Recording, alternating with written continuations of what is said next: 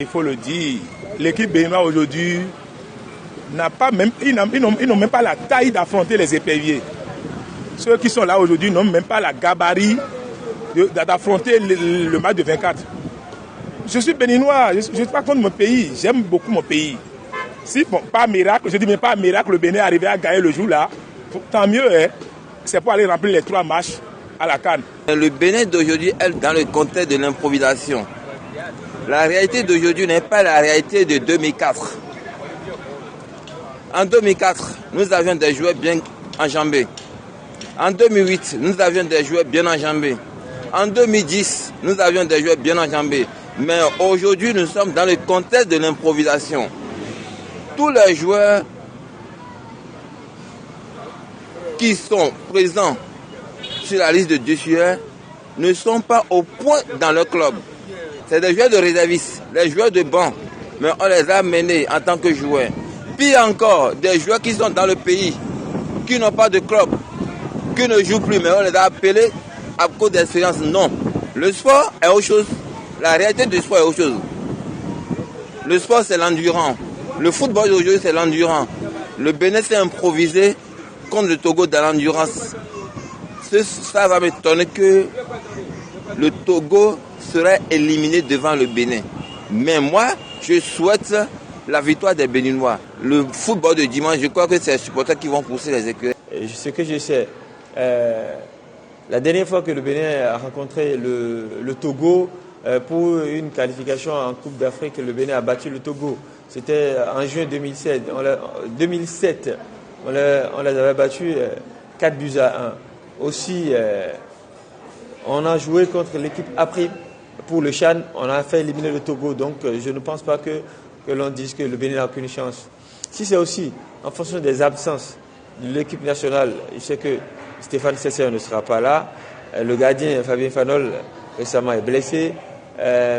Poté non plus et Cécile d'Almeida. Si c'est en fonction de ces absences-là que l'on pense que le Bénin n'a aucune chance, c'est une erreur parce qu'on est en football et le ballon rond. Il y aura 11 joueurs sur le terrain.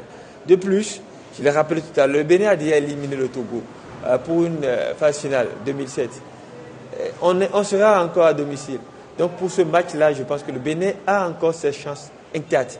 Et autre aspect qu'il faut souligner, le Bénin joue avec une génération qui a envie d'aller à la CAN.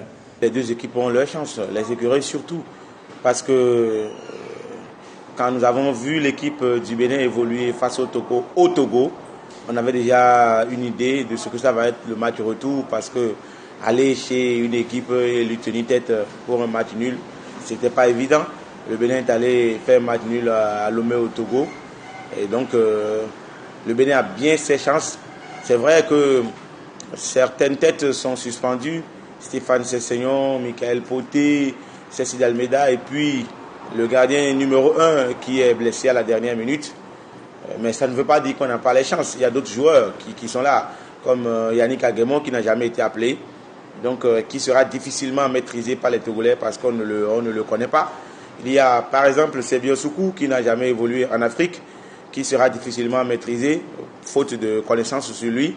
Il y a également ces jeunes-là qui ont été appelés pour la première fois, qui devront jouer crânement leur chance. Donc je pense que le Bénin a bel et bien de chance dans cette aventure parce qu'il y a les valeurs, il y a les talents qui sont là. Il y a par exemple Satiné Alagbe qui va se retrouver dans les buts et qu'il attendait depuis longtemps, depuis qu'il se fait appeler en sélection.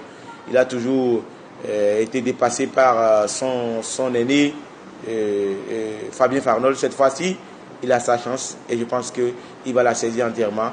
Tout ça milite en faveur du Bénin. Cessegnon ne sera pas là, mais ce sont des joueurs qui veulent jouer aussi une autre CAN ou une dernière CAN avec la sélection. Donc, ils seront là en union pour que le Bénin puisse gagner ce match-là. Pour moi, le Bénin, oui, a sa chance et a son destin entre ses mains. Il suffit que le Bénin gagne pour aller à la CAN. Pourquoi on va penser que le Bénin n'a aucune chance pour aller à la CAN? Pour moi, le Bénin a ses chances intactes, même si devant, il y a le Togo avec Jerry Daconan, avec Emmanuel Cheya Debayor et autres, Alexis Romao. Nous serons surpris. Les Togolais viendront nous surprendre le 24 sur le terrain. Depuis que moi je suis né, le club béninois n'a jamais supporté une pression. Le match du 24, c'est comme Calypso, c'est une pression totale. Et encore de deux, notre meneur de jeu, notre milieu offensif, où il n'est pas là. On me dit qu'il y a quelqu'un qui va le remplacer. Est-ce que ce dernier a déjà joué une match de telle envergure? Je dis non. Il va essayer de faire de son mieux le jour-là. Mais ce qui est sûr, ne soyez pas surpris. Le 24 prochain, au plus grand à 19h, vous allez constater que le peuple béninois, en majorité, vont dormir. On a vu l'équipe du Bénin évoluer sans s'essayant contre l'Algérie. C'est vrai, il a été expulsé à la 50e ou 53e minute. Le Bénin a pu conserver le score. C'est vrai, on va me dire qu'on ne compare pas deux matchs. Mais si je pars de ce match-là, je peux dire que sans s'essayant, le Bénin peut faire quelque chose. On a aussi vu le Bénin avec s'essayant à Bamako. D'accord? C'était le match qu'il nous fallait gagner ou même perdre avec seulement 2 buts d'écart pour être du voyage pour la dernière CAN. Il était là, on a perdu. Donc c'est pour vous dire, quand je prends ces deux exemples-là, je vais dire que sans ou avec s'essayant, le Bénin peut perdre ou gagner. Parce que les deux cas se sont présentés. Donc, en l'absence de s'essayant, le Bénin peut faire quelque chose et aller loin. On parle de celui qui veut le remplacer. Je crois qu'il a les qualités. C'est vrai, il n'a pas la même expérience et le même vécu que Stéphane Sessegnon en équipe, mais il peut faire valablement le job. Et l'absence de Sessegnon, qui était un capitaine, d'accord, peut booster le moral de ceux qui sont là et dire que, attention, on a perdu un capitaine, mais on aura 11 autres capitaines sur le terrain pour faire ce match-là et gagner. Parce que ce match-là va se jouer non pas sur forcément les qualités intrinsèques d'un joueur, mais sur le supplément d'âme, mais sur la détermination, sur la volonté, sur l'esprit d'équipe que tous ceux qui sont présents auront pour que le Bénin puisse gagner. Je pense qu'on ne remplace pas un joueur, on ne remplace pas une personne. Chacun vient pour faire le job qui est le sien. Stéphane Sessegnon, c'est un meneur, mais n'oubliez pas qu'il a 34 ans, qu'il a vieilli, qu'il n'a plus le football des jeunes dans les jambes. Je reconnais sa qualité, je reconnais son poids sur toutes les rencontres du Bénin. Depuis 10 ans, il est présent et il fait un gros boulot. Il se défend pas mal. Mais ce n'est pas pour autant qu'on va dire que Stéphane Sessegnon, son absence va être dommageable pour le Bénin. Un jour, il va partir et le Bénin va rester. C'est une valeur, certes, mais les jeunes vont pouvoir porter la responsabilité. Les jeunes vont pouvoir mesurer l'enjeu de la rencontre et faire le travail à son insu. Stéphane Sessegnon n'est pas éternel. Un jour, il va partir. Donc, il n'est pas là. Quelqu'un d'autre va assumer sa place. Je pense que dans ces genres de rencontres, le 12e homme est déterminant. Le public est déterminant. Et si j'ai un appel, c'est de demander au public béninois de faire massivement le déplacement pour montrer la solidarité qu'on a vis-à-vis de l'équipe nationale. Comme l'ont déjà dit plusieurs autorités de notre pays, que les uns et les autres fassent massivement le déplacement. L'entrée, elle est libre et gratuite. Il ne faut pas l'oublier. Le Togo et le Bénin, on connaît la chaleur qui entoure les rencontres entre les deux pays voisins. Donc j'appelle également au fair play, j'appelle également à la compréhension, j'appelle également à un esprit de paix, un esprit du sport, pour qu'à l'issue de la rencontre, quelle que soit l'issue, chacun puisse rentrer chez lui tranquillement.